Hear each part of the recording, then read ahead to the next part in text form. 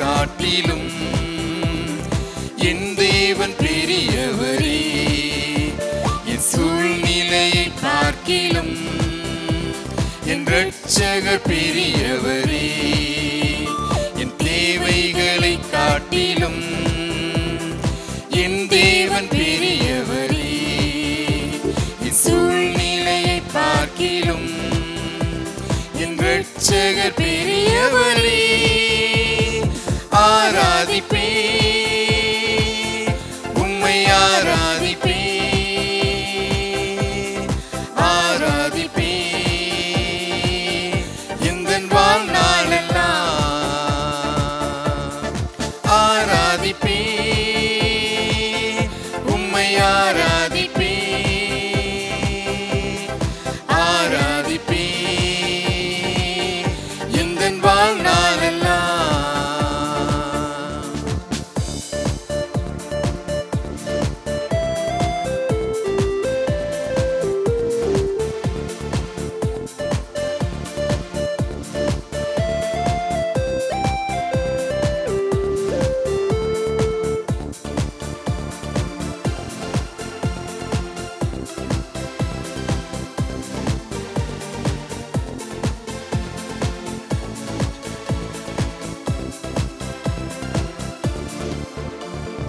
தண்ணீரை ரசமாக மாற்றி என் வெறுமையை நிறைவாக்கி நீரே. வெட்கத்தின் விளிம்பிற்கு சென்றும் என்னை நிறைவோடு மீட்டெடுத்தீரே. தண்ணீரை ரசமாக மாற்றி என் வெறுமையை நிறைவாக்கி நீரே. வெட்கத்தின் விளிம்பிற்கு சென்றும் என்னை நிறைவோடு மீட்டெடுத்தீரே. ஆராதிப்பே உம்மை ஆராதிப்பே ஆராதிப்பே எந்தன் வாழ்நாளெல்லாம். ஆராதிப்பே உம்மை ஆராதிப்பே ஆராதிப்பே எந்தன் வாழ்நாளெல்லாம்.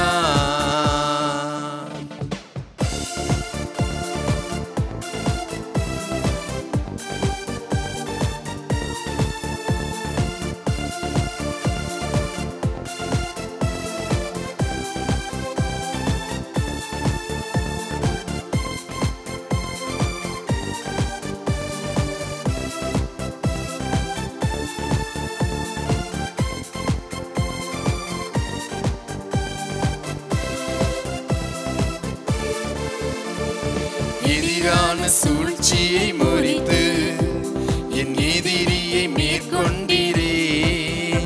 நான் தலை குனிந்த இடத்திலெல்லாம் என் தலை உயர்த்தி வைத்தீரே. எதிரான சூழ்ச்சியை முறித்து என் எதிரியை மேற்கொண்டீரே. நான் தலை குனிந்த இடத்திலெல்லாம் என் தலை உயர்த்தி வைத்தீரே. ஆராதிப்பே உம்மை ஆராதிப்பே ஆராதிப்பே எந்தன் வாழ்நாளெல்லாம். ஆராதிப்பே உம்மை ஆராதிப்பே ஆராதிப்பே எந்தன் வாழ்நாளெல்லாம்.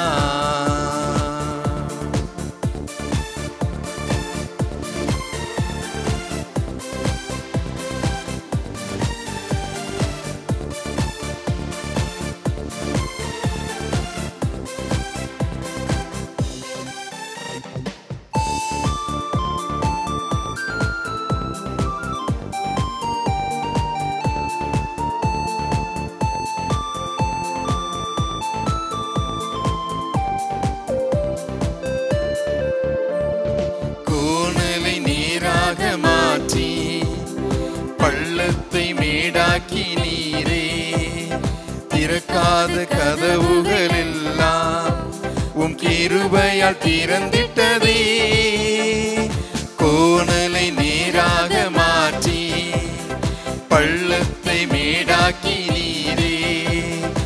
திறக்காத கதவுகள் எல்லாம் உம் கிருபையால் திறந்திட்டதே. ஆராதிப்பே உம்மை ஆராதிப்பே ஆராதிப்பே எந்தன் வாழ்நாளெல்லாம். ஆராதிப்பே உம்மை ஆராதிப்பே ஆராதிப்பே எந்தன் வாழ்நாளெல்லாம். என் தேவைகளை காட்டிலும் என் தேவன் பெரியவரே. என் சூழ்நிலையை பார்க்கிலும் என் இரட்சகர் பெரியவரே. என் தேவைகளை காட்டிலும் என் தேவன் பெரியவரே. என் சூழ்நிலையை பார்க்கிலும் என் இரட்சகர் பெரியவரே. ஆராதிப்பே உம்மை ஆராதிப்பே ஆராதிப்பே எந்தன் வாழ்நாளெல்லாம். ஆராதிப்பே உம்மை ஆராதிப்பே ஆராதிப்பே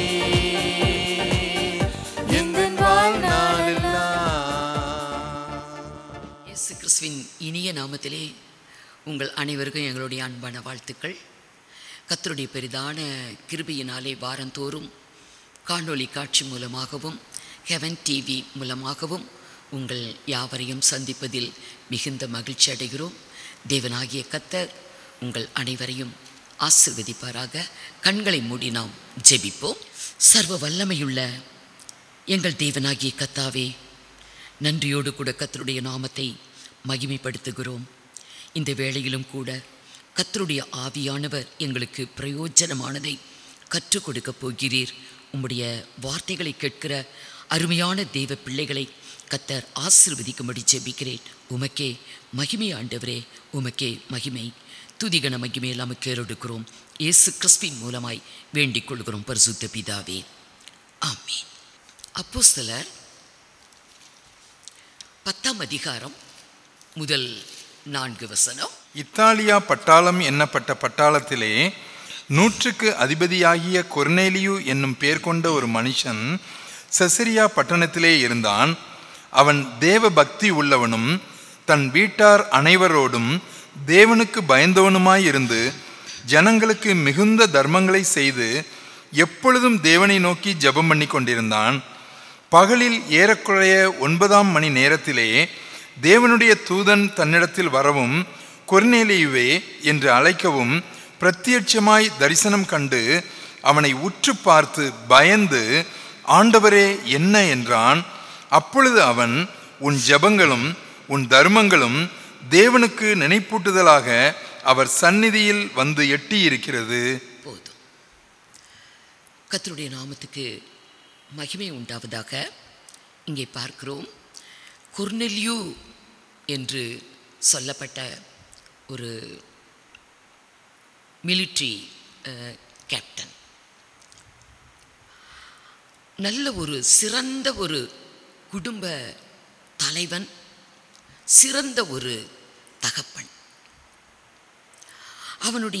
அவனை குறித்து வேதத்தில் சொல்லப்பட்டு இருக்கிறது, அவன் தேவ பக்தி உள்ளவனும் தன் வீட்டார் அனைவரோடும் தேவனுக்கு பயந்தவனுமாயிருந்து ஜனங்களுக்கு மிகுந்த தர்மங்களை செய்து எப்பொழுதும் தேவனை நோக்கி ஜெபித்து கொண்டிருப்பானாம். ஒரு ஜெபவீரன், எப்பொழுதும் கர்த்தரை நோக்கி ஜெபிக்கிறவன், ஜனங்களுக்கெல்லாம் தான தர்மம் செய்கிறவன், ஒரு நல்ல ஒரு தெய்வ பக்தியான தெய்வ பயமுள்ள ஒரு நல்ல ஒரு மனிதன். ஒரு நாளிலே தேவ தூதன் அவனுக்கு வெளிப்பட்டு, கொர்நேலியுவே, உன்னுடைய ஜபங்களும் உன் தர்மங்களும் கர்த்தருடைய சமூகத்தில் வந்து எட்டினது என்று ஒரு நல்ல செய்தி அவனுக்கு அறிவிக்கப்பட்டது. இங்கே பார்க்கிறோம், கொர்நேலியு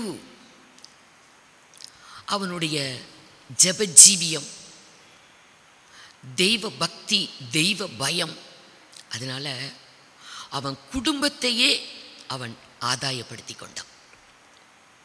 ஒரு குடும்பத்தின் தலைவன், ஒரு குடும்பத்தின் தகப்பன் நல்ல ஒரு ஜப வீரனாக, ஜெபிக்கக்கூடிய ஒரு மனிதனாக இருக்கும் பொழுது தன் குடும்பத்தை அவன் ஆதாயப்படுத்தி கொள்ளுகிறான். தன் குடும்பத்தாரோடு கூட, மனைவியோடு, பிள்ளைகளோடு கூட அவன் ஒரு தெய்வ பக்தி உள்ள ஒரு மனிதனாய் தினந்தோறும் தேவனை நோக்கி ஜெபிக்கக்கூடிய ஒரு மனிதனாய் காணப்படுகிறான். இன்றைக்கு குடும்பங்களை எடுத்துக்கொண்டா எத்தனையோ குடும்பங்களில் பிள்ளைகளுக்காக, தன் குடும்பத்துக்காக கலங்கி தவிக்கிறவங்க எவ்வளோ பேர் இருக்கிறாங்க. ஏனென்றால் குடும்பத்தில் இருக்கிற ஒரு தலைவன் அல்லது தகப்பன் ஜபஜீவியம் இருக்காது, மனைவி நல்லா ஜபிக்கிறவங்களாக இருப்பாங்க. அதனால் பிள்ளைகள் இன்றைக்கு சீர்கெட்டு போகிறது. பிள்ளைகள் நிமித்தம் எத்தனையோ கவலைகள், கலக்கங்கள். இந்த நாட்களில் அநேக பெற்றோருடைய ஒரு வேண்டுகோளே பிள்ளைகளுக்காக ஜெபிங்க, பிள்ளைகளுக்காக ஜெபிங்க. பிள்ளைக்கு கீழ்ப்படிதல் இல்லை, பிள்ளை சொல் பேச்சு கேட்க மாட்டேனுது, பிள்ளையுடைய ஜீவியம் அது சரியாக இல்லை, சில சீர்கேடுகள் காணப்படுது, பிள்ளைகளுக்காக ஜெபிங்க என்று. ஆனால் வேதத்தில் பார்க்குறோம், ஒரு குடும்பத்தின் தகப்பன் அவன் ஜெபிக்கக்கூடிய ஒரு மனிதனா, தெய்வ பக்தி பயமுள்ள ஒரு மனிதனா இருப்பானால் பிள்ளைகளை ஆதாயப்படுத்த முடியும், பிள்ளைகள் ஆசீர்வதிக்கப்படுவாங்க. ஏனென்றால் 128 சங்கீதத்தை நம்ம பார்க்கலாம். கர்த்தருக்கு பயந்தவருடைய வழியில் நடக்கிறவன் எவனோ அவன் பாக்கியவான். அந்த வசனம், அந்த சாப்டர் ஃபுல்லாக ஆசீர்வாதங்கள். உன் கையின் பிரயாசம் ஆசீர்வதிக்கப்பட்டிருக்கும், உனக்கு பாக்கியமும் நன்மையும் உண்டாயிருக்கும். உன் மனைவி உன் வீட்டோரங்களில் கனித்தரும் திராட்சை கொடி போல் இருப்பாள். உன் பிள்ளைகள் உன் பந்தியைச் சுற்றிலும் ஒலிவ மர கன்றுகள் போல் இருப்பார்கள். நிறைய ஆசீர்வாதம். எருசலேமின் வாழ்வை காண்பாய். சியோனிலிருந்து கர்த்தர் உன்னை ஆசீர்வதிப்பார். உன் பிள்ளைகளும் உன் பிள்ளைகளின் பிள்ளைகளையும் நீ காண். இப்படி நிறைய ஆசீர்வாதங்கள் கொடுக்கப்பட்டிருக்கிறது. ஒரு குடும்பத்தின் தகப்பன் அல்லது தலைவன் தெய்வ பயம் உள்ளவனா, ஜபஜீவியம் அவனுடைய வாழ்விலே காணப்படுமே ஆனால் மனைவி, பிள்ளைகள் எல்லாமே ஆசீர்வாதம். ஆகவே பிள்ளைகளுக்காக இன்னைக்கு நம்ம ஜெபிக்கிறோம். ஒரு தகப்பன் ஜெபிக்கும் பொழுது அது ஆசீர்வாதம், பிள்ளைக்கு ஆசீர்வாதம். தகப்பமார் பிள்ளைகளுக்காக ஜெபிக்கணும், அடுத்து பிள்ளைகளை அவங்க ஆசீர்வதிக்கணும். வேதத்தில் பார்க்கலாம், எத்தனையோ தகப்பன் பிள்ளைகளை ஆசீர்வதிக்கிறாங்க, பிள்ளைகளுக்காக ஜெபிக்கிறாங்க, அவங்களெல்லாம் ஆசீர்வாதமாக இருந்திருக்கிறதை பார்க்குறோம். பொதுவாகவே ஒரு குடும்பத்தின் தலைவர்கள், ஆண்கள் நன்றாக ஜெபிக்கக்கூடியவங்களாக தான் இருக்கணும். ஏனென்றால் ஆவியானவர் பவுலை கொண்டு தீமோத்தேயுக்கு எழுதும் போது கூட 1 தீமோத்தேயு 2ஆம் அதிகாரம் 8வது வசனம், அன்றியும் புருஷர்கள் கோபமும் தர்க்கமும் இல்லாமல், ஆண்கள் கோபமும் தர்க்கமும் இல்லாமல் பரிசுத்தமான கைகளை உயர்த்தி எல்லா இடங்களிலேயும் ஜெபம் பண்ண வேண்டுமென்று விரும்புகிறேன். எல்லா இடங்களிலேயும் ஜெபம் பண்ண வேண்டும் என்று விரும்புகிறேன்.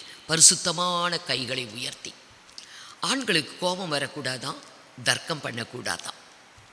அவங்க எந்த இடத்துலையும் அவங்க கைகளை உயர்த்தி அவங்க ஜெபிக்கக்கூடியவங்களாக இருக்கணும்.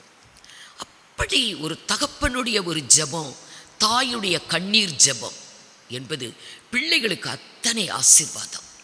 அவர்கள் விருதாவாக உழைப்பதில்லை, அவர்கள் துன்பம் உண்டாக பிள்ளைகளை பெறுவதில்லை, பிள்ளைகளை பெறுகிறதும் இல்லை.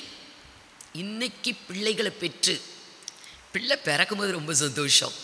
அது ஒரு ஆண் குழந்தை பிறந்திருக்கிறான் என்றால் நம்ம சமுதாயத்தில் சொல்லவே வேண்டாம், ரொம்ப சந்தோஷப்படுவாங்க. ஆனால் வளர்ந்த பிறகு பிள்ளைகளால் துன்பம் வரும் பொழுது பெற்றோர் மிகவும் வேதனைப்படுறாங்க. இன்றைக்கு பிள்ளைகள் மூலம் அவமானங்கள், நிந்தைகள், மனவேதனைகள் பல உபத்திரவங்களை அனுபவிக்கும் போது பெற்றோர் படுகிற பாடு. துன்பம் உண்டாக பிள்ளைகளை பெறுகிறதும் இல்லை, விருதாவாக உழைக்கிறதும் இல்லை. வசிங்க. அவர்களும் அவர்களோட கூட அவர்கள் சந்தானமும் கர்த்தராலே ஆசீர்வதிக்கப்பட்ட சந்ததியாய் இருப்பார்கள். கர்த்தருக்கு பயந்து ஒரு தெய்வ பக்தி பயம் உள்ள ஒரு குடும்ப தலைவன் ஒரு ஜபஜீவியத்தில் இருக்கும் பொழுது, நல்ல ஜபிக்கக்கூடிய ஒரு மனிதனாக இருக்கும் பொழுது, அவனோடு கூட அவனுடைய சந்தானமும் ஆசீர்வதிக்கப்பட்டிருக்கும். அவனுடைய சந்ததி, அவனுடைய பிள்ளைகள் ஆசீர்வதிக்கப்பட்டு இருப்பாங்க. துன்பம் உண்டாக பிள்ளைகளை பெறுகிறதும் இல்லை. இன்னைக்கு எத்தனையோ பேர் துன்பத்துக்காகவே பிள்ளைகளை பெற்று வச்சிருக்கிறாங்க. ஆனாலும் கர்த்தர் பிள்ளைகளை ரட்சிக்க வல்லவர். ஒரு தகப்பன் மன திரும்பும் போது, ஒரு குடும்பத்தின் தலைவன் ஒரு தெய்வ பக்தி பயத்தோடு ஜபத்தில் தரித்திருக்கும் போது பிள்ளைகளை கர்த்தர் ஆசீர்வதிக்கிறார். பிள்ளைகள் மன திரும்புவாங்க, ரட்சிக்கப்படுவாங்க. பிள்ளைகளுடைய வாழ்விலே மேன்மை, உயர்வு, ஆசீர்வாதம் எல்லாமே கிடைக்கும். ஏன்னா வேதத்தில் நம்ம பார்க்கலாம், எத்தனையோ இடங்களில் பார்க்கலாம், குடும்பத்திற்காக ஜெபிக்கும் பொழுது குடும்பம் ஆசீர்வதிக்கப்படுகிற தலைமுறையாக ஆசீர்வாதங்களை நம்ம கண்கூட பார்க்க முடியும். யாக்கோபு ஜெபித்தான். யாக்கோபு தன் குடும்பத்திற்காக, தன் பிள்ளைகளுக்காக அவன் கர்த்தரை நோக்கி ஜெபித்தான். ஆதியாகமம் 32:9-12 வரைக்கும் வாசிங்க. பின்பு யாக்கோபு என் தகப்பனாகிய ஆபிரகாமின் தேவனும் என் தகப்பனாகிய ஈசாக்கின் தேவனுமாய் இருக்கிறவரே, உன் தேசத்திற்கும் உன் இனத்தாரிடத்திற்கும் திரும்பி போ, உனக்கு நன்மை செய்வேன் என்று என்னுடனே சொல்லி இருக்கிற கர்த்தாவே, அடியேனுக்கு தேவரீர் காண்பித்த எல்லா தயவுக்கும் எல்லா சத்தியத்திற்கும் நான் எவ்வளவேனும் பாத்திரன் அல்ல. நான் கோலும் கையுமாய் இந்த யோர்தானை கடந்து போனேன். இப்பொழுது இவ்விரண்டு பரிவாரங்களையும் உடையவனானேன். என் சகோதரனாகிய ஏசாவின் கைக்கு என்னை தப்புவியும். அவன் வந்து என்னையும் பிள்ளைகளையும் தாய்மார்களையும் முறிய அடிப்பான் என்று அவனுக்கு நான் பயந்திருக்கிறேன். கர்த்தரை நோக்கி ஜெபிக்கிறான். கர்த்தரை நோக்கி யாக்கோபு ஜெபிக்கிறான். ஏனென்றால் தகப்பன் ஈசாக்குக்கு கண்கள் மங்கலாய் இருந்ததுனால அண்ணனை போல வேஷமிட்டு தகப்பனை ஏமாற்றி தன் சகோதரனுக்குரிய ஆசீர்வாதங்களை தந்திரமா அவன் பெற்றுக்கொண்டான். இதனால அங்க பகை விரோதம் வந்தது. தகப்பனுடைய மரணத்துக்கு பின்பு யாக்கோபை கொன்றுவிடுவேன் என்று ஏசா தீர்மானிச்சிருந்தான். ஆகவே தாய் தன் சகோதரன் வீட்டுக்கு, லாபான் வீட்டுக்கு யாக்கோபை அனுப்பிட்டான். அவன் வெறும் கையும் கோலுமா மாமா வீட்டுக்கு சென்றவன் இப்பொழுது 2 பரிவாரங்களோடு வருகிறான். கர்த்தர் சொந்த இடத்துக்கு நீ போ, நான் உன் கூட இருக்கிறேன் என்று சொன்னதினால புறப்பட்டு வருகிறான். யாக்கோபு தன்னுடைய மனைவிகள், பிள்ளைகளோட, பரிவாரங்களோட வருகிறதை கேள்விப்பட்டு ஏசா சகோதரன் 400 பேரோடு அவன் எதிர்கொண்டு வருகிறான். இது இவனுக்கு அறிவிக்கப்படுகிறது. உடனே பயப்படுறான். கர்த்தரை நோக்கி அப்பதான் ஜெபிக்கிறான். கர்த்தரை நோக்கி அந்த 9வது வசனத்திலிருந்து நம்ம கீழே பார்க்கும்போது 12 வசனம் வரைக்கும் யாக்கோபுடைய ஜெபம். அவன் என் சகோதரனாகி ஏசாவின் கையுக்கு என்னை தப்பிவியும். அவன் வந்து என்னையும் பிள்ளைகளையும் தாய்மார்களையும் முறிய அடிப்பான் என்று அவனுக்கு நான் பயந்திருக்கிறேன். தேவரீரோ, நான் உனக்கு மெய்யாகவே நன்மை செய்து உன் சந்ததி எண்ணி முடியாத கடற்கரை மணலத்தனை போலவும் பெருக பண்ணுவேன் என்று சொன்னீரே, எனக்கு அப்படி செய்யுங்க என்று யாக்கோபு கர்த்தரை நோக்கி ஜெபிக்கிறான். ஏசாவை கண்டு நான் பயப்படுகிறேன். அண்ணனும் தம்பியும் சந்திக்க வர்றாங்க. 400 பேரோட வர்றான் அண்ணே என்றான். அது ஏதோ திட்டத்தோட தான் வர்றான். ஆகவே பயப்படுறான். என் பிள்ளைகள், என்னோட பிள்ளைகள், உன்னுடைய சந்ததியை, உன் பிள்ளைகளை கடற்கரை மணலத்தனையாய் நான் ஆசீர்வதிப்பேன்னு சொன்னீங்களே என்னிடத்துல. ஆபிரகாமுக்கும் சொன்னார், இவனுக்கும் சொல்லியிருக்கிறார். அப்படி சொன்னீங்களே, ஆசீர்வதிங்க என்று அவன் கர்த்தரை நோக்கி தன் பிள்ளைகளுக்காக, தன் குடும்பத்துக்காக, ஒரு குடும்பத்தின் தகப்பன் அங்கே ஜெபிக்கிறான். தெய்வ பயத்தோடு பக்தியோடு கர்த்தரிடத்தில் பணிந்து கொண்டு ஒரு குடும்பத்தின் தலைவன் தன் குடும்பத்திற்காக கர்த்தரிடத்தில் போராடுகிறான். சரி, அண்ணனை ஒரு சாந்தப்படுத்தி அவனை நம்ம சந்திக்கலாம் என்று நிறையா வெகுமதிகளை அனுப்பி வைக்கிறான். தன்னிடத்தில் இருக்கக்கூடிய ஆடு மாடு ஒட்டகம் கழுதை இவைகளிலெல்லாம் கொஞ்சம் வேலையாட்கள்கிட்ட கொடுத்து அவனுக்கு வெகுமதி முன்னுக்கு போகுது. கேட்டா சொல்லுங்க, வெகுமதி முன்னுக்கு வருது, பின்னுக்கு யாக்கோபும் அவனுடைய குடும்பம் வந்து கொண்டு இருக்கிறது என்று என் அண்ணங்கிட்ட சொல்லுங்க என்று வெகுமதியை முன்னுக்கு அனுப்பிவிட்டு அன்று இரவு தன் குடும்பத்தை எல்லாம், மனைவி பிள்ளைகள் தனக்குண்டான எல்லாவற்றையும் அவன் அக்கறைப்படுத்தி விட்டு யாக்கோபு அந்த இரவிலே தனித்து இருக்கிறான்.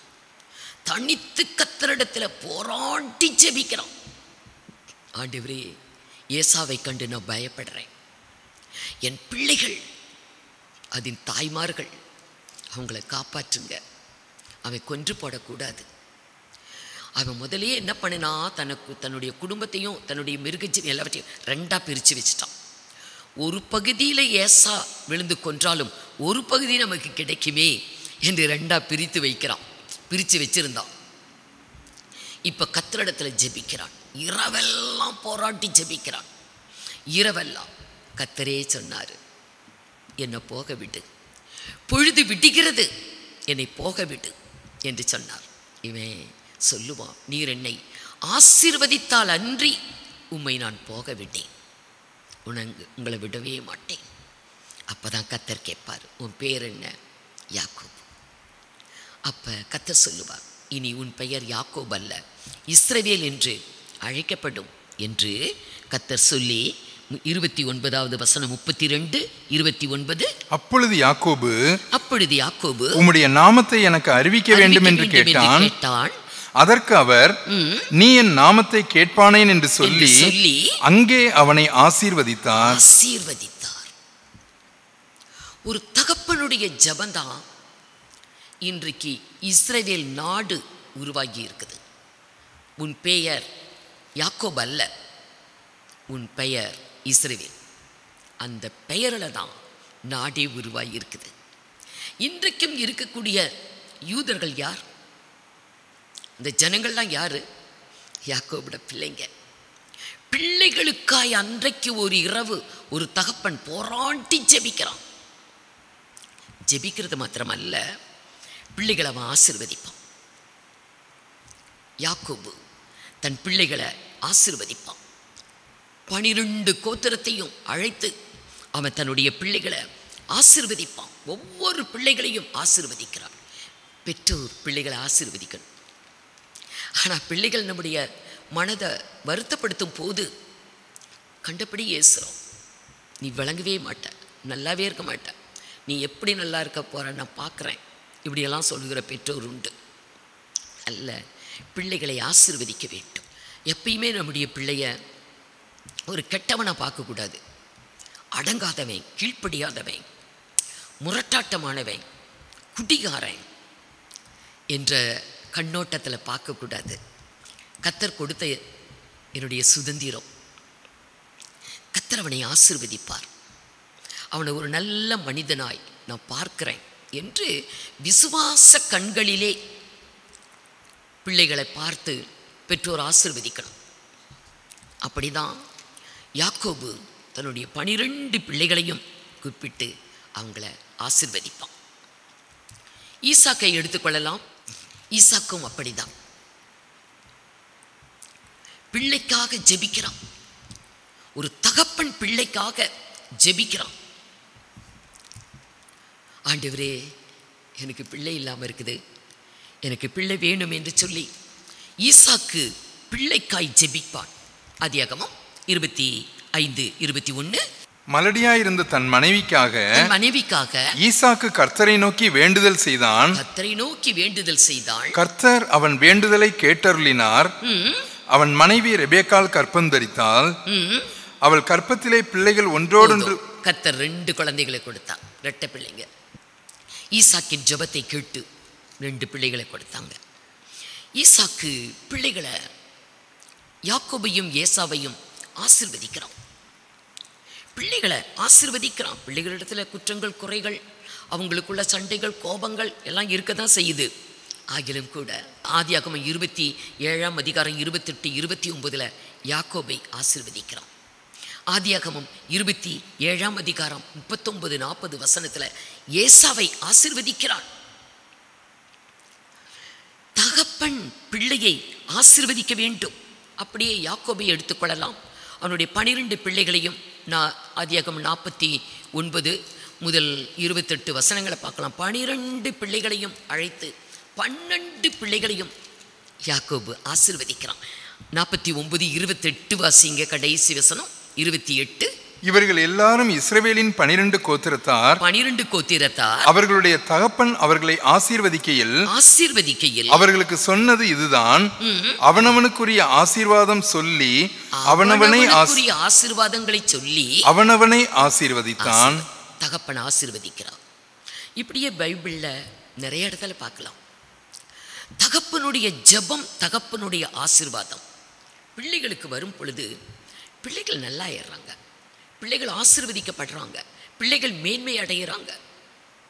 யாக்கோபு ஒரு இரவு போராடி ஜெபித்து இன்றைக்கு ஒரு தேசமே உருவாக்கி உலகமே யூதர்களை வியந்து பார்க்குறாங்க. அவர்களுடைய ஞானம், அவர்களுடைய அறிவு, அவர்களுடைய கண்டுபிடிப்பு, அவர்களுடைய தைரியம்.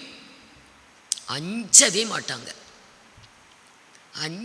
மாட்டாங்க, அத்தனை தைரியமானவர்கள்.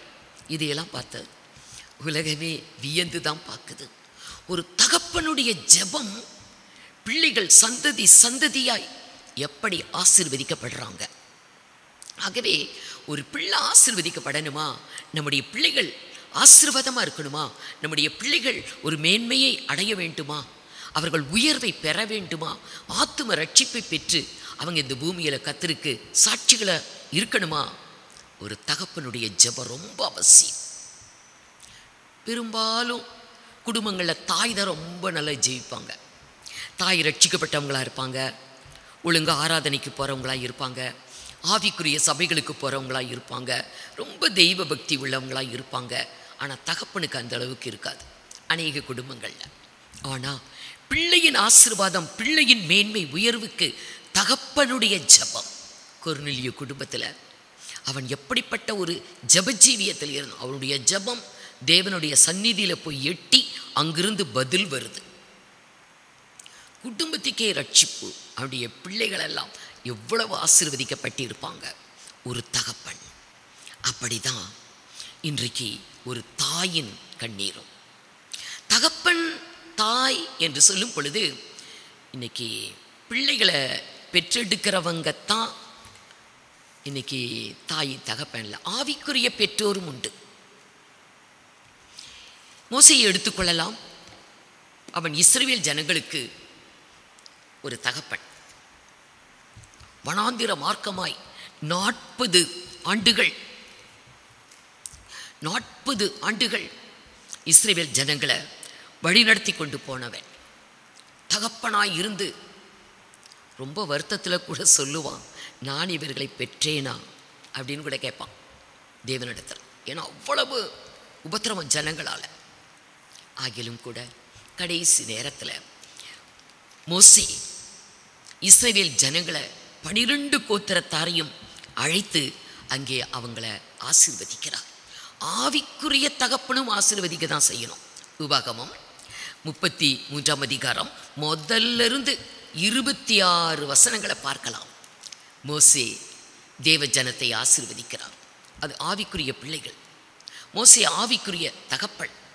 அப்படிதான் உலக பிரகாரமான தகப்பனாய் இருந்தாலும் சரி, ஆவிக்குரிய தகப்பனாய் இருந்தாலும் சரி, ஒரு தேவ ஊழியர் சபையை ஆசீர்வதிக்கணும், அவங்கள ஆசீர்வதிக்கணும். அவங்கள சபிக்கிறதல்ல. நம்ம ஆசீர்வதிச்சா அது ஆசீர்வாதமாக இருக்கும். ஆகவே தகப்பனும் சரி, இன்றைக்கு ஆவிக்குரிய தகப்பனும் சரி, பிள்ளைகளுக்காக ஜெபிக்கணும், பிள்ளைகளை ஆசீர்வதிக்கணும்.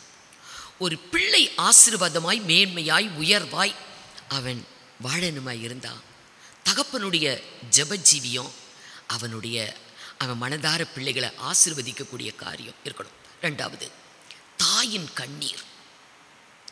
அதுக்கும் ரொம்ப பவர், சக்தி இருக்குது.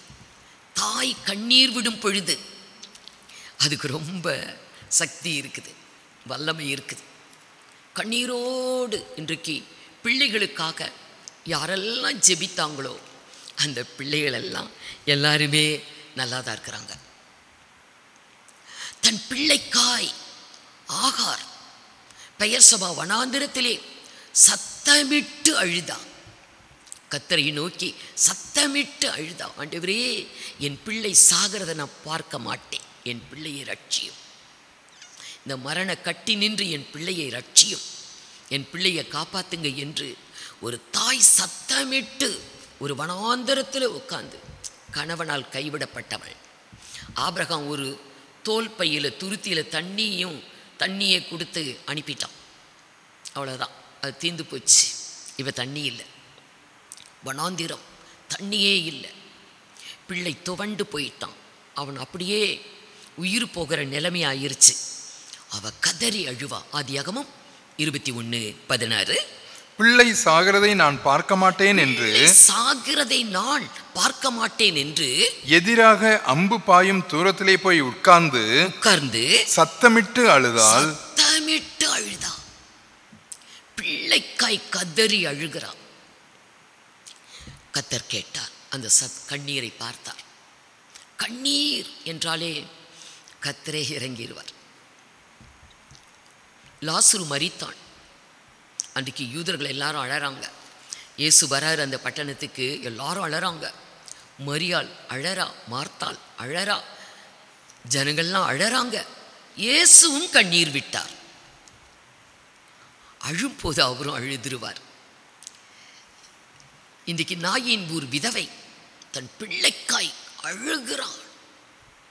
கர்த்தருடைய மனது இறங்கிருது. கண்ணீரை பார்த்து அவர் அப்படியே மனது இறங்கிடுவார். ஸ்திரியே அழாதே என்று சொல்லி பாடைக்கிட்ட போய் நிற்கிறாரு. சுமந்தவங்க நிற்கிறாங்க. வாலிபனே எழுந்திரு என்று சொன்னபோது அந்த வாலிபன் எழுந்து உட்கார்ந்து பேசத் தொடங்கினான் என்று எழுதப்பட்டிருக்கிறது. கண்ணீர், கண்ணீருக்கு அவ்வளோ சக்தி இருக்கு. கர்த்தர் அப்படியே மனது இறங்கிடுவார். ஆண்டவராகிய இயேசு கிறிஸ்துவிடத்தில் எத்தனையோ பெண்கள் கண்ணீரோட, தகப்பனும் சரி தாயும் சரி, அநேகர் கர்த்தரிடத்தில் வந்து தன் பிள்ளைக்காய் அழுதாங்க. பிள்ளைக்காய் அழுதாங்க. அந்த கண்ணீரை பார்த்து கர்த்தர் இறங்கி அவர்களை ஆசீர்வதித்தார். கானானிய ஸ்திரீக்கு நான் கொடுக்க மாட்டேன், உன் பிள்ளைக்கு சுகம் கொடுக்க மாட்டேங்கிற மாதிரி சொன்னாலும் அந்த கண்ணீருக்கு பாருங்க ஒரு பதில் கிடைச்சது. ஸ்திரீயே உன் விசுவாசம் பெரிது, நீ விரும்புகிறபடி உனக்கு ஆக கடவுது என்றார். ஆகவே ஒரு தாய் தன் பிள்ளைக்காய் கண்ணீர் விடும் பொழுது, பெயர்சபா வனாந்திரத்திலே ஆகார் சத்தமிட்டு அழுகிறார். அப்ப கர்த்தருடைய தூதன் வெளிப்பட்டு என்ன சொன்னா? அடுத்த வசனம், தேவன் பிள்ளையின் சத்தத்தை கேட்டார். தேவன் பிள்ளையின் சத்தத்தை கேட்டார். தேவதூதன் வானத்திலிருந்து ஆகாரை கூப்பிட்டு ஆகாரே உனக்கு என்ன சம்பவித்தது? என்ன சம்பவித்தது? பயப்படாதே, பயப்படாதே. பிள்ளை இருக்கும் இடத்திலே தேவன் அவன் சத்தத்தை கேட்டார். நீ எழுந்து பிள்ளையை எடுத்து அவனை உன் கையினால் பிடித்து கொண்டு போ, அவனை பெரிய ஜாதியாக்குவேன் என்றார். பெரிய ஜாதியாக்குவேன், ஆசீர்வதித்தார். இன்னைக்கு அவங்க பெரிய ஜாதியா தான் இருக்கிறாங்க. ஆகாரின் பிள்ளை இஸ்மவேல், அவனுடைய சந்ததி இன்னைக்கு உலகத்துல பெரிய ஜாதியா தான் இருக்கிறாங்க. பெரிய ஜாதியாக்குவேன். தேவன் அவளுடைய கண்களை திறந்தார். அப்பொழுது அவள் ஒரு தண்ணீர் துறவை கண்டு போய் துருத்தியிலே தண்ணீர் நிரப்பி பிள்ளைக்கு குடிக்க கொடுத்தாள். பிள்ளையின் உயிர் திரும்ப வந்துருச்சு. பிழைச்சிட்டான். உன் பிள்ளையை பெரிய ஜாதியாக்குவேன். ஒரு தாயின் கண்ணீர். இன்னைக்கு பெரிய ஜாதியா தனியாவே முஸ்லீம் கண்ட்ரி அப்படின்னு எவ்வளோ நாடுகள் இருக்குது. ஒரு தாயின் கண்ணீர். உன் பிள்ளையை நான் பெரிய ஜாதியாக்குவேன். தாயின் கண்ணீர் ஜெபம். கண்ணீரோடு ஒரு தாய் பிள்ளைக்காக ஜெபிக்கும் போது பிள்ளையை தேவன் ஆசீர்வதிக்கிறார். தகப்பன் கர்த்தரிடத்தில் ஜெபிக்கும் பொழுது, விசுவாசத்தில் பிள்ளைகளை ஆசீர்வதிக்கும் போது பிள்ளைகள் ஆசீர்வதிக்கப்படுறாங்க. பிள்ளைகளுடைய ஆசீர்வாதம் தகப்பனையும் தாயையும் பொறுத்தது. ஏன்னா எல்லா பிள்ளைகளும் நல்ல பிள்ளைகள் அல்ல. பிறக்கும்போது நல்ல பிள்ளைகளா, கொஞ்சம் சின்ன வயதில் நல்ல பிள்ளைகளாக இருப்பாங்க. வளர வளர வளரதான் பிள்ளைகளுடைய குணங்கள், தன்மைகள், அவங்களுடைய ஜீவியம் மாற்றங்கள் அடைகிறது. உடனே பெற்றோருக்கு மிகுந்த ஒரு வேதனை, துன்பம் உண்டாக பிள்ளைகளை பெற்று அநேக பெற்றோர் இன்றைக்கு வேதனைப்படுறாங்க. பிள்ளைகள் நிமித்தம் வெட்கப்பட்டு போகிறாங்க. பிள்ளைகள் நிமித்தம் எத்தனை துன்பத்தை அடைகிறாங்க. பிள்ளைகள் நிமித்தம் சில பெற்றோர் செத்தே போகிறாங்க. இன்னைக்கு உலகத்தில் எப்படியெல்லாம் இருக்குது. ஆகவே ஒரு தகப்பன் ஜெபிக்கக்கூடியவனாக இருக்கணும். ஒரு தாய் கண்ணீரோடு பிள்ளைக்காய் கர்த்தரிடத்தில் ஜெபிக்கக்கூடியவங்களாக இருந்தால் பிள்ளையை கர்த்தர் ஆசீர்வதிக்கிறதை பார்க்கிறோம். பெற்ற பிள்ளைக்கு தாய் கண்ணீரோடு ஜெபிக்கிறது மாத்திரமல்ல, ஆவிக்குரிய தாய்கள் இன்னைக்கு பிள்ளையை பெறாமலேயே கிறிஸ்துவுக்குள் ஆவிக்குரிய ஒரு தாயாக கர்த்தருக்குள் அநேக ஆத்துமாக்களை ஆதாயப்படுத்தக்கூடிய தாய்கள் இருப்பாங்க. அவங்களும் கண்ணீரோடு ஜெபிக்கும் பொழுது ஆசீர்வாதம் தான். ஏன்னா என்னுடைய வாழ்க்கையில், என்னுடைய ஊழிய நாட்களில் எனக்கு நடந்த ஒரு சம்பவம். நான் ஊழியம் செய்கிறது குமரி மாவட்டத்தில், ஆனால் என்னுடைய சொந்த ஊர் கோயம்புத்தூர். ஊழிய துவக்க நாட்களில் நான் என்னுடைய வீட்டுக்கு போய் வருஷத்தில் ஒரு முறை என்னுடைய பெற்றோர் உடன்பிறப்புகளையெல்லாம் பார்த்துக்கிட்டு வருவேன். அப்படி ஒரு முறை நான் கோயம்புத்தூருக்கு போகிறேன். போய் இருந்துட்டு அடுத்து நான் ஒரு 2-3 நாளைக்கு பிறகு நான் ஊழியம் செய்கிற இடத்துக்கு நான் திரும்பி வரணும். அப்போ வீட்டில் இருந்து ஒரு டவுன் பஸ் பிடிச்சி பஸ் ஸ்டாண்டு வரணும். அதில் வரும்போது என்னுடைய தம்பி அந்த பஸ்ஸில் இருக்கான். அவனை பார்த்தா பிச்சைக்கார பையனை போல ரொம்ப ஒரு கேவலமான நிலைமையில் இருந்தான். எனக்கு அவனை பார்த்து அதிர்ந்து போயிட்டேன். வீட்டுக்கு போனப்பமே சொன்னாங்க, அப்பா தம்பியை வீட்டை விட்டு துரத்திட்டாங்க. ஏன்னா எனக்கு ஒரு அண்ணன், ஒரு தம்பி, 2 தங்கச்சிங்க. அண்ணன் படித்து அவர் நல்ல நிலைமையில் அவர் டாக்டராக இருக்கிறார். இவனும் நல்லா படித்து ஒரு பெரிய கம்பெனியில், பிர்லா கம்பெனியில் ஒரு வேலை கிடச்சிது. எத்தனையோ பேர் அட்டன் பண்ணல, 2 பேர் தான் செலக்ட் ஆனாங்க. அதில் ஒருத்தைங்க ஒரு 3வது நாளோ 4வது நாளோ வேலையை விட்டுட்டு வந்துட்டான். அவனுடைய நண்பன், நீ வா நம்ம சொந்தமாக ஒரு தொழில் தொடங்கலாம், ஃபேக்ட்ரி தொடங்கலாம் என்று கூப்பிட்டான் என்று அந்த நல்ல வேலையை விட்டுட்டு வந்துட்டான். என்னுடைய அப்பாவுக்கு ரொம்ப வருத்தம் ஆயிடுச்சு, கோபம் வந்துருச்சு. அவனை விட்டே துரத்துனாங்க. அல்லாமலும் அவன் வீட்டுக்கு அடங்காதவன், ஒரு போலியான ஒரு இந்து சாமியாரோடு சேர்ந்து எல்லா கெட்ட பழக்கங்களையும் அவன் பழகி பெற்றோருக்கு மிகுந்த வேதனையை கொடுக்கக்கூடியவனா, பெற்றோரை கோபப்படுத்தக்கூடியவனா இருந்தான். என்னுடைய தகப்பனார் துரத்திட்டாங்க, வீட்டை. அப்பா இல்லாத நேரத்தில் அவன் வீட்டுக்கு வருவான். அம்மா அவனுக்கு அப்பாவுக்கு தெரியாமல் சீக்கிரமாக சாப்பிட்டுட்டு போன்னு சாப்பாடு கொடுப்பாங்க. அவன் போட்டிருந்த அழுக்கு துணியை விட்டுட்டு அவன் நல்ல ட்ரெஸ் எடுத்து கொடுப்பாங்க. அப்படி அப்பா இல்லாத நேரத்தில் வந்துட்டு போவான். இப்போ ஒரேடியாக அவனுக்கு என்ன வேதனைகள், துன்பங்கள் அவனுக்கு நேரிட்டது என்று தெரியல. அவனுடைய வாலிப பருவத்தில் பெற்றோருடைய அன்பு, ஆதரவு, அரவணைப்பு இல்லாமல் அவன் வாழ்ந்ததுனால அவனுக்கு என்னெல்லாம் துன்பங்கள் அவனுக்கு நேரிட்டதோ தெரியல. தற்கொலை பண்ணணும் அப்படின்னு தீர்மானிச்சிட்டான். நான் அந்த பஸ்ஸில் போகும்போது அவன் இந்த பஸ்ஸில் வரான். என்னை பார்த்து அக்கா என்று சொன்னான். ஐயோ, அவனை பார்த்து அழுதுட்டேன். ஏன்டா இப்படி இருக்கிற? அவன் ஒன்றும் சொல்லலை. அவன் சொன்னான் ஒரு வார்த்தை, இயேசு உண்மையான தெய்வம்னு சொல்லுவீங்கல்ல, அவர் உண்மையான தெய்வமாக இருந்தா என்னை அவர் ரட்சிக்கட்டும், என்னை காப்பாற்றட்டும். நான் 1 மாதம் டைம் வச்சிருக்கிறேன். இந்த 1 மாதத்துக்கு பிறகு நான் தற்கொலை பண்ணி சாக போகிறேன் அப்படின்னு சொன்னான். எனக்கு ரொம்ப வருத்தம் ஆயிடுச்சு. நான் நான் ஊழியம் செய்கிற இடத்துக்கு வரக்கூடிய பஸ்ஸில் ஏறி கிட்டத்தட்ட அப்போயெல்லாம் இப்போ 8 மணி நேரம், ஆனால் அப்போ ஒரு 12 மணி நேரம் ட்ராவலிங்.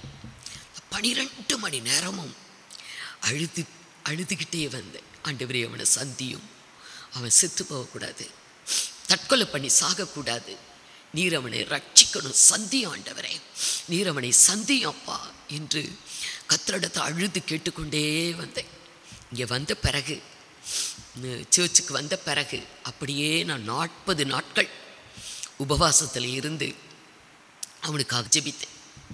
ஆண்டவரே, சந்தியும், அவனை சந்தியும், உமக்கென்று அவன் வாழட்டும், இனி அவனுக்காக வாழ வேண்டாம், சாக போகிறவன் தானே, உமக்கென்று இந்த பூமியில் இனி வாழட்டும் ஆண்டவரே. இந்த கர்த்தரிடத்தில் ஒரு காரியத்தை நான் ரொம்ப பிடிவாதமாக கேட்டேன். ஆண்டவரே, அவனை உமக்கென்று நீங்கள் எடுத்து பயன்படுத்தணும், அவன் பிரசங்கம் பண்ணணும், நான் உட்காந்து கேட்கணும் ஆண்டவரே என்று கர்த்தரிடத்தில் நான் கேட்டேன். அதையே சொல்லி சொல்லி கேட்பேன். அவனை ரட்சி ஆண்டவரே, அவன் பிரசங்கம் பண்ணணும், நான் அதை உட்காந்து கேட்கணும் ஆண்டவரே என்று கர்த்தர் சந்தித்தார். இப்போ சொல்லும்போது கூட எனக்கு கண்ணீர் தான் வருது. என்னோட கண்ணீரை பார்த்தார். இந்த கண்ணீர், நான் அவனுடைய அக்கா தான், ஆனால் நான் ஆவிக்குரிய ஒரு தாய். அவனுக்கு ஒரு தாயின் கண்ணீர், அது பெற்ற பிள்ளையாக இருந்தாலும் சரி, ஆவிக்குரிய பிள்ளையாக இருந்தாலும் சரி, ஒரு தாயின் கண்ணீர் என்று சொல்லும் பொழுது பிள்ளைக்கு அது ஆசீர்வாதம். கர்த்தர் அவனை ரட்சித்தார். இன்றைக்கு அவன் எங்களுக்கு பாஸ்டராக இருக்கிறான். அவன் பிரசங்கம் பண்ணுறான், நான் உட்காந்து கேட்குறேன்.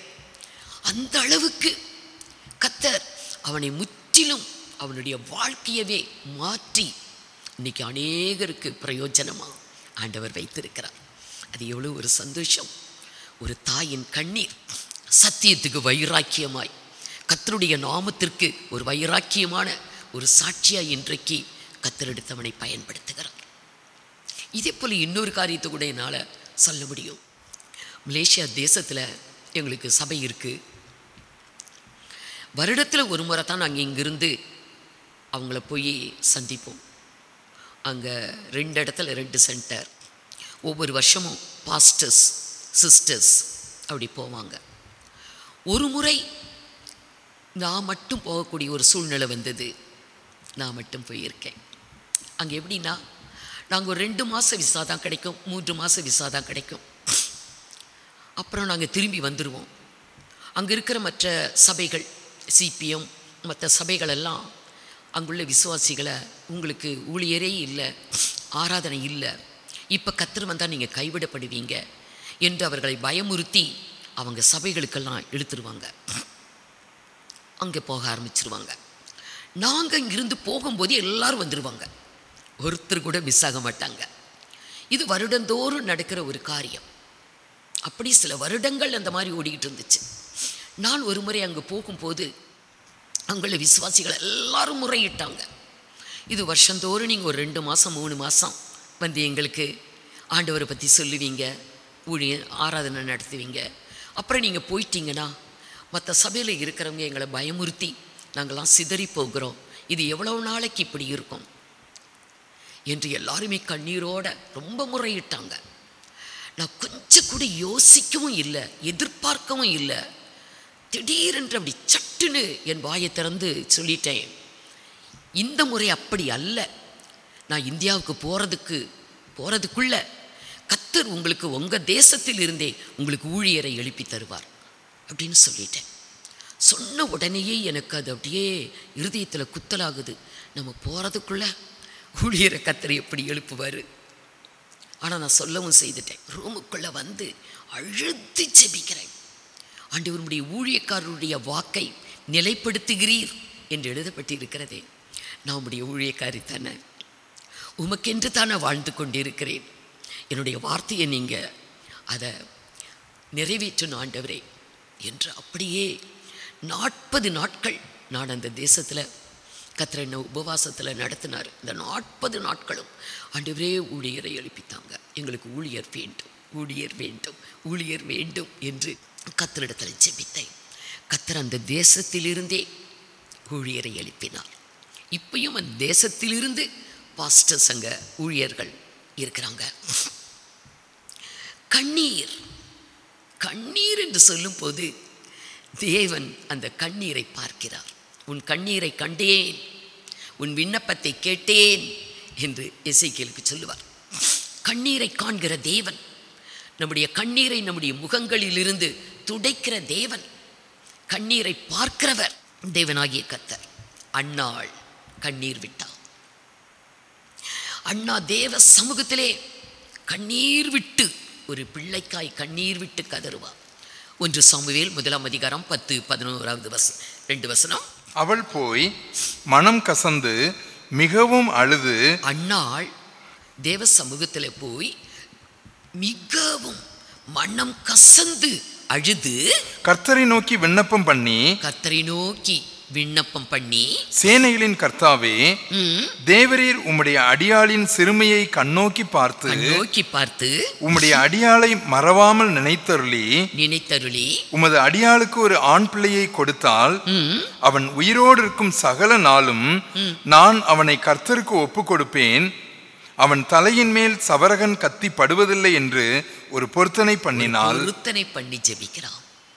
மிகுந்த கண்ணீர் விட்டு மனம் கசந்து கர்த்தரிடத்தில் அழுதான். அந்த கண்ணீரை தேவன் பார்த்தார். இஸ்ரவேலுக்கு தீர்க்கதரிசியாக சாமுவேல் என்று ஒரு அருமையான மகனை கொடுத்தார். இன்றைக்கு எத்தனையோ பேர் குழந்தை இல்லாமல் தேவனிடத்தில் 5 வருஷம் 10 வருஷம் கர்த்தரிடத்தில் கேட்டு குழந்தை ஒன்று கிடைச்சதுன்னா அதுக்கு சாமுவேல், சாம் அப்படியெல்லாம் தான் பேர் வைப்பாங்க. தேவன் கண்ணீரை பார்க்கிறவர். இதுபோல எத்தனை தாய்மார்கள் கண்ணீரோட கூட கர்த்தரிடத்தில் வேண்டுதல் செய்து ஆசீர்வாதமான பிள்ளைகள். பிள்ளையின் ஆசீர்வாதம் ஒரு தாயின் கண்ணீரில் இருக்குது. பிள்ளையின் ஆசீர்வாதம், மேன்மை, உயர்வு ஒரு தகப்பனுடைய ஜெபத்தில் இருக்குது. ஆகவே ஒரு பிள்ளைக்கு தகப்பனுடைய ஜெபமும் தாயுடைய கண்ணீர் ஜெபமும் ரொம்ப ரொம்ப அவசியம். ஆனால் இன்னைக்கு பெற்றோர் ஜெபிக்க நேரம் இல்லை, கர்த்தரிடத்தில் கொஞ்ச நேரத்தை செலவிட இன்னைக்கு நேரமே இல்லை. ஒரு அவசர உலகம், எல்லாம் அவசரமாக நடைபெற்று கொண்டு இருக்கிறது. அப்புறம் களைத்து போய் அப்படியே இளைப்பாறிடுறோம். ஜெபஜீவியம், குடும்ப ஜெபம், இதெல்லாம் ஜெபம் என்பதே குறைவாக இருக்குது. பிள்ளைகள் இன்றைக்கு தாறுமாறாக போயிட்டாங்க. பிள்ளைகள் கஞ்சா குடிக்கிறதும் போதை வஸ்துகளை எடுக்கிறதும், பிள்ளைகள் ரொம்ப மோசமான கெட்ட பழக்க வழக்கங்கள், சமுதாயத்தில் பல சீர்கேடுகளை உண்டாக்கக்கூடிய பிள்ளைகளாய் இன்னைக்கு வாலிப பிள்ளைங்க ரொம்பவே கெட்டு போயிட்டாங்க. தாயையும் தகப்பனையும் கொலை செய்யக்கூடிய பிள்ளைகளாக இருக்கிறாங்க, கொலையாளிகளாக இருக்கிறாங்க. குடிக்கிறதுக்கு பணம் கொடுக்கலன்னா கொண்டுடுறாங்க. தாயா தகப்பனா அந்த பாசமே இல்லை. எவ்வளோ ஒரு கொடூரமான பிள்ளைகள், ஒரு சுபாவ அன்பில்லாத பிள்ளைகள், தாய்க்கும் தகப்பனுக்கும் கீழ்ப்படியாத பிள்ளைகளால் இன்றைக்கு ஒரு தாயும் தகப்பனும் கலங்கி வேதனைப்படுறாங்க. ஆனால் தகப்பனுடைய ஜெபத்திலையும் தாயுடைய கண்ணீர் ஜெபத்திலையும் நல்ல பிள்ளைகள் நம்முடைய தேவன் கொடுத்த சுதந்திரம். நம்ம ஏசாயால வாஸ்தமே, உன்னோடு கூட உன் சந்தானமும் ஆசீர்வதிக்கப்பட்டிருக்கும், பெற்றோரும் பிள்ளைகளும் ஆசீர்வதிக்கப்பட்டிருப்பாங்க. ஆகவே தகப்பன் கொர்நேலியவை போல எப்பொழுதும் ஜெபிக்கக்கூடிய ஒரு ஜெப வீரனாய் இருந்தால் பிள்ளைங்க ஆசீர்வாதம் தான். தாய் கண்ணீரோடு கர்த்தரிடத்தில் பிள்ளையின் ரட்சிப்பிற்காய், பிள்ளையின் மேன்மைக்காய், பிள்ளையின் ஆசீர்வாதத்திற்காய் இன்னைக்கு கண்ணீரோடு ஜெபிக்கும் பொழுது பிள்ளை ஆசீர்வாதமாக இருக்கும். என்னோட கண்ணீர் தேவன் அதை பார்க்கிறார். ஆண்டவராக இயேசு கிறிஸ்து உயிர்த்தெழுந்த உடனே அவர் பிதாவிடத்தில் போகணும். ஆனால் பிதாவிடத்தில் போவதற்கு முன்பு அவரை தடை செய்தது ஒரு பெண்ணின் கண்ணீர். மரியாள் கண்ணீரோட ஆண்டவரை தேடுவார். உயிர்த்தெழுந்த இயேசு, ஸ்திரியே நீ ஏன் அழுகிறாய், யாரை தேடுகிறாய் அப்படின்னு கேட்பாரு. தோட்டக்காரர் என்று எண்ணி, ஐயா என்னுடைய ஆண்டவரை எங்கே வச்சிருக்கிறீங்க சொல்லுங்க, நான் போய் எடுத்துக்கிறேன் அப்படின்னு சொல்லுவாள். அப்போ தான் மரியாளே அப்படின்னு கர்த்தர் கூப்பிடுவார். அப்போ தான் அவளுக்கு கண்களே திறக்கப்படுது, ஆவிக்குரிய கண்கள். உயிர்த்தெழுந்த இயேசுவை பார்க்கிறார். இயேசு என்று, ரபூனி என்று அவரை பிடிக்க போவார். அப்போ இயேசு சொல்லுவார், என்னை தொடாதே, நான் இன்னும் என் பிதாவின் இடத்திற்கு போகவில்லை, ஏறி போகவில்லை, தொடாதே அப்படின்னு சொல்லுவார். பிதாவிடத்திற்கு தான் போகணும். ஆனால் ஒரு பெண்ணுடைய கண்ணீர் பாருங்க, எவ்வளோ ஒரு அந்த கண்ணீருக்கு எவ்வளோ பவர். கண்ணீர் என்று சொல்லும்போது கர்த்தர் இறங்கி விடுகிறார். அழாதே, நீ அழாதபடிக்கு உன் கண்களை காத்துக்கொள், நீ அழுதது போதும்.